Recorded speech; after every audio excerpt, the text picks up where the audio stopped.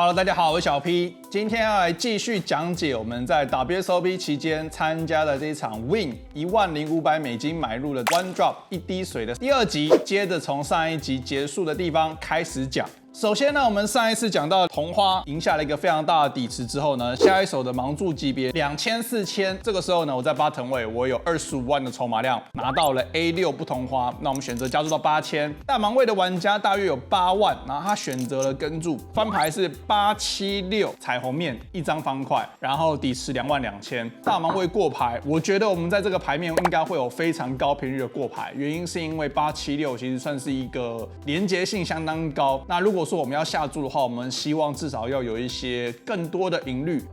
的手牌，当然就不管是顶对、两对，或者是最好要有一些顺子听牌的手牌。也就是说，假设我今天是什么69同花啦、89不同花、80同花，我觉得下注都会比过牌来的好。那我们在 A6 就是一个底对，带有一个 A 的踢脚，那我觉得这就是一个摊牌价值。然后我也不希望被一些随机的，譬如说双头顺的听牌 check raise， 那我们这种牌如果被过牌加注的话，相当的不舒服嘛。这个时候呢，他过牌，我也过牌，转牌来了一张方块 A， 非常好，我们转牌中了2对，他又选择过牌，那我就是很明确的价值下注，最小的下注尺寸应该是半个底池，或者是我们可以选择更大，那我觉得都没有关系。我当下选择半个底池11000，这个时候大盲位玩家跟注，合牌来了一张，我觉得算是比较糟的几张牌啊，是一张方块5，变成是876 turn A river 5，所以一张4跟一张9就成顺，同时还开了一个后门的方块嘛。这个时候底池44000，大盲位剩下65000的筹码量，他选择过牌。说实话，我不是很确定我这手牌可不可以价值下注。那我自己的想法是，第一个没有方块的阻挡牌，当然就是我也没有顺子。那我觉得双方里面其实都会有一些顺子的组合，尤其是这种比较低的台面，比如说它可能会有一些什么84同花、74同花，我觉得它会有更下面的顺子。那我觉得组合来讲的话，其实是下面的顺子它可能会比较多一点，这是我的猜测。所以当下我觉得2对如果我要下注的话，也只会选择小尺寸的下注，实际上的期望值应该没有到特别的高。那我觉得保守一点选择过牌是没有什么问题。当下选择过牌，看到对手手牌呢是 J7 不同花，也就是他中了一个中对876嘛，他是 J7， 所以我在想合牌下注他可能也不会跟注。但是我们就赢下来一个中型的底池。下一手牌呢比较特别一点哦，是在224位玩家剩余。那我们说的这场赛事是210位玩家进入前圈，也就是说他其实已经非常的接近到前圈的阶段。那我觉得在这个期间，其实大部分都不会去玩一些乱七八糟的牌，尤其是他们的筹码量是比较尴尬的中间的筹码量。这手牌发生的盲注级别是在3000、6000，是一个8人桌的状态。我在 UTG+1，我有35万的筹码量，拿到了 A10梅花，选择加注到12000。大盲位的玩家他只有8万，大约是13个大盲，他选择跟注，翻牌是 A36 彩虹面，底是33000，他选择过牌。这个对我们来讲是一个全范围的持续下注。那我选择的下注尺寸呢是9000，原因是因为它筹码量非常的少，他选择跟注。这个时候转牌来了一张9 A369 彩虹面，他选择过牌。我觉得我在转牌还是一个很明确的下注，原因是因为我们是 A10以上的踢脚，应该都不用考虑过牌。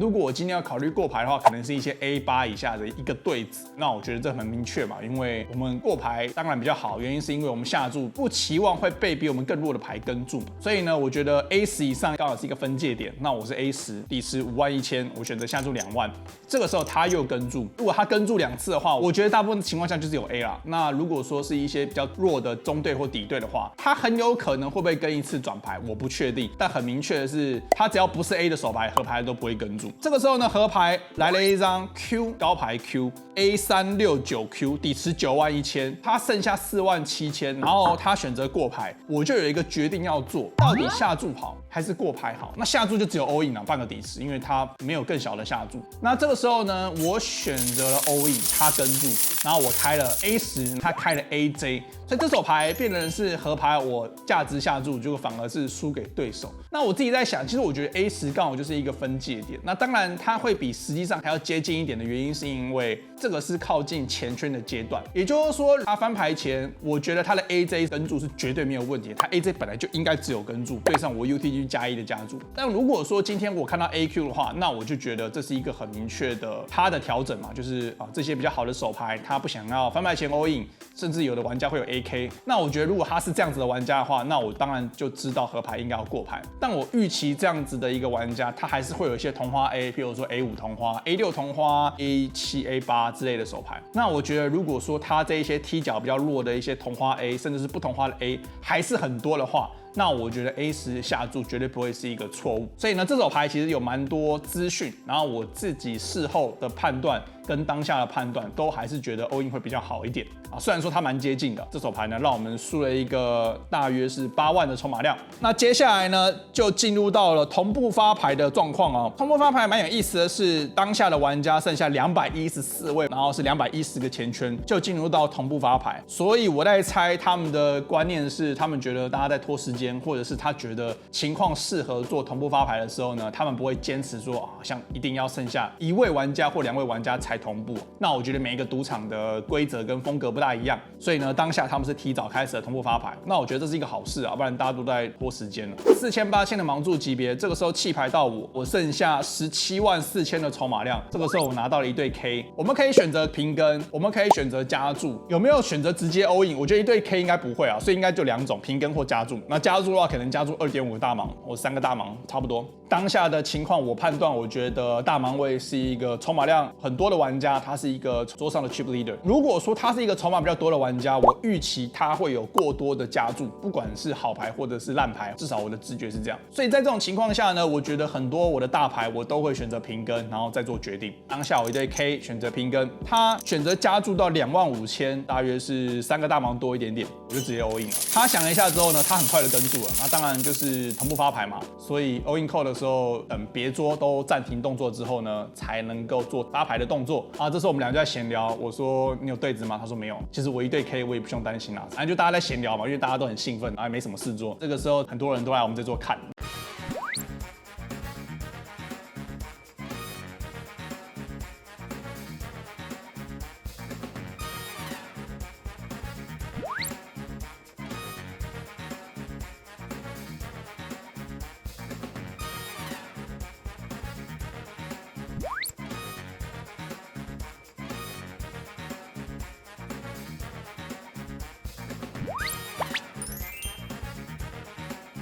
这个盲注级别刚好结束，然后进入到了前圈。接下来呢，6000、12000的盲注级别8人桌 ，UTG 的玩家他大约有40万左右，他选择加注到26000。这个时候我在 hijack 位，我的筹码量剩275000，大约是24个大盲左右，我拿到了 A9梅花。以翻牌前的范围来说，我觉得跟注不是一个好选择，原因是因为我们在 hijack 位。那如果说我们今天在 CO 位跟 bottom 位的话，我觉得平跟几率会高一点。那我觉得这手牌非常的适合3次下注的炸，原因是因为我们的 A10同花是一个非常轻松的跟注，那我觉得 A9梅花就是一个在这个位置上，我觉得跟注有一点太弱，那同时弃牌我觉得有点太浪费。需不需要对 UTG 有一个炸胡的范围？我觉得这很看人。如果说 UTG 的玩家面对我们的3次下注，他会有足够的弃牌率的话，那我觉得炸胡是 OK 的。那如果不是的话，那我就觉得根本不需要炸胡。那我当下决定选择了3次下注的炸胡，当下选择的尺寸其实还蛮大的，75000。那实际上我觉得可以再少一点，比如说65000到7万，我觉得 OK。UTG 的玩家跟注翻牌来了一个 A86， 2张黑桃，1张梅花，底池18万。这个时候我们的筹码量只剩下16万，剩下大约是1:1的一个底池。对方当然选择过牌。那我觉得 A side 的翻牌我应该会全范围的下注，至少我觉得很高的频率。那我们的下注尺寸呢，选择25%，大约是4万。觉得第一个 A side 的翻牌，你不需要下很大的注就可以达到一样的效果，不管是价值下注或者是炸胡。所以呢，我选择下注4万。这个时候比较不好的状况是，他选择了 all in。翻牌前3次下注，在这个 A side 的翻牌我持续下注的时候，对手直接 all in 我的情况下，我们要先去猜想对方的范围，我们才能够决定要不要跟注。A86 2张黑桃的台面，我觉得所有的翻牌前他只要跟注的 A， 他都可以 all in， 没有问题。假设他今天是 KQ 黑桃转牌，除非来一张10或 J， 或者是 K 跟 Q， 只有这些手牌的同花听牌转牌面对我的 all in 才能跟注，要不然他就只能弃牌。那如果说他想要一次看到2张牌的话，他这些手牌选择直接 check all in， 我觉得是很合理的。原因是因为我的范围里面还是会有一些，譬如说 KKQQ 下注了被他 all in，搞不好我还会弃牌。所以其实他拿这些同花听牌 all in 还是有一些好处。然后再加上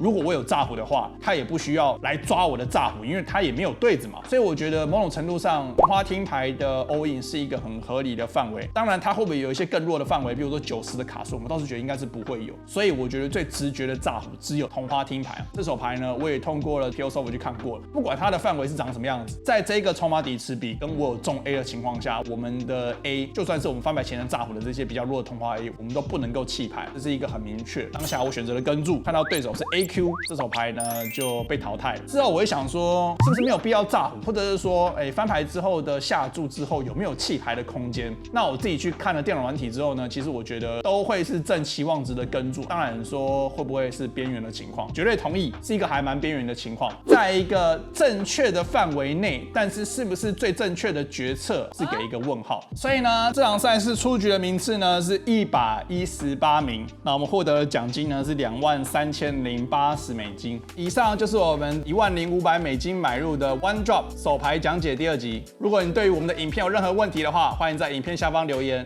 如果说你想要问我手牌的话，到我们的 DC 手牌投稿区投稿你有问题的手牌，记得一定要订阅分享我的频道。我是小 P，拜拜。